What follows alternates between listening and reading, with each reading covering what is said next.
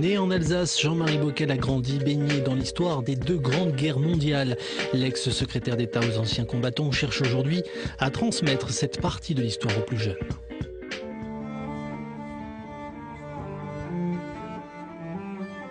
Les poilus l'appelaient le vieil Armand, drôle de nom pour un champ de bataille. De décembre 1914 à janvier 1916, 10 000 soldats français et allemands sont morts ici, sur l'Hartmann-Willer-Kopf, pour quelques centimètres gagnés sur l'adversaire. Là, nous sommes exactement sur la ligne de front, entre les tranchées françaises d'un côté et les tranchées allemandes de l'autre, séparées d'une vingtaine de mètres, où pendant 4 ans, on s'est tiré dessus à longueur de journée, on s'envoyait les grenades d'un côté à l'autre. C'était des combats de montagne, donc il fallait s'emparer des tranchées allemandes. On était au milieu des arbres, on était dans les rochers. C'était faire une offensive pour descendre de l'autre côté. On a connu ça nulle part ailleurs sur le front de l'Ouest.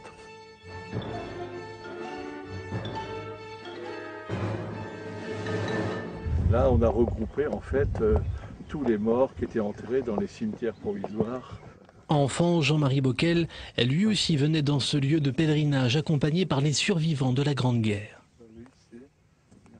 Les anciens en 58, 59, 60, les plus jeunes d'entre eux étaient très vaillants, certains n'étaient même pas encore des retraités, donc ils nous racontaient ce que ça avait été, ce qu'ils avaient vécu, les tranchées, les combats, et ça pour moi c'est des souvenirs d'enfance, quoi. Les grands-pères de Jean-Marie Bockel ont combattu, l'un dans la cavalerie allemande, l'autre dans l'armée française. C'est peu dire l'importance pour lui de transmettre cette mémoire. Ce qui n'est pas daté, c'est la transmission. C'est la transmission de notre histoire, de la mémoire d'événements qui, d'une certaine manière, à travers ces derniers grands déchirements, ces dernières grandes saignées, ont aussi contribué à construire l'Europe de la paix. Vu du ciel, les 1264 tombes de l'Hartmann-Willer-Kopf dessinent un effrayant quadrillage. Un témoignage macabre et muet pour les plus jeunes. En 2015, si tout va bien, s'élèvera ici un mémorial voulu par l'ancien maire de Mulhouse. 2,5 millions d'euros d'investissement pour une mémoire de nouveau partagée. Avec l'idée que les touristes succèdent aux familles de soldats de plus en plus rares à venir entretenir le lieu, c'est le tourisme de mémoire. Mon grand-père s'est battu ici pendant la Première Guerre mondiale. Il m'en a beaucoup parlé. C'est pour ça que j'ai une relation quasi fusionnelle avec cette montagne. La preuve que c'est très important pour moi, ça fait 24 ans que je viens tous les ans ici. Je vais pousser jusqu'à 25 ans, mais l'âge aidant, je vais m'arrêter là très certainement. Parce que bon, je suis comme la montagne, je vieillis. Vous savez, quand j'étais secrétaire d'État aux anciens combattants pendant la présidence française en 2008, j'avais organisé à Mulhouse et ici d'ailleurs un sommet de mes homologues des 27 pays européens où on avait déjà évoqué ce basculement de la commémoration vers la dimension mémorielle, historique, avec d'ailleurs le tourisme de mémoire qui se développe déjà beaucoup. Mais ce tourisme de mémoire, c'est aussi une manière de se souvenir, de comprendre, et ça suppose bien sûr que ces lieux soient non seulement, comment dirais-je, évocateurs de ce qui s'est passé, émouvants, mais aussi pédagogique. Comment se souvenir et honorer ces épisodes sombres? Avec la disparition des derniers poilus, le 11 novembre 2018, un siècle après la fin de la Première Guerre, défilera-t-on encore sous l'Arc de Triomphe pour fêter la victoire de la France sur l'Allemagne?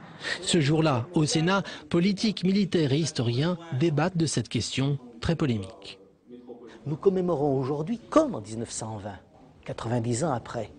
Il est clair qu'après le centenaire, nous commémorerons différemment. Nécessairement, une réflexion devra être faite sur le calendrier commémoratif national français, sur le calendrier commémoratif qui est celui d'une nation du 19 et du 20e siècle, alors que nous sommes en plein 21e siècle. Un mémorial day à la française, c'est l'autre grande idée défendue par le sénateur du Haut-Rhin. En 2008 déjà, le rapport de l'historien André Caspi avait lancé cette idée de limiter le nombre de dates anniversaires, sans qu'aucun consensus ne se dégage. Mais la question de restreindre les commémorations officielles et de concentrer les efforts sur quelques temps forts doit être posée. Est-ce que le 11 novembre, alors qu'on va passer progressivement de la commémoration à l'histoire, peut être cette date fédératrice d'autres dates? La question mérite au moins d'être posée. Aujourd'hui, au vieillèrement, les myosotis poussent dans les tranchées et la forêt a comblé les ornières laissées par les obus allemands.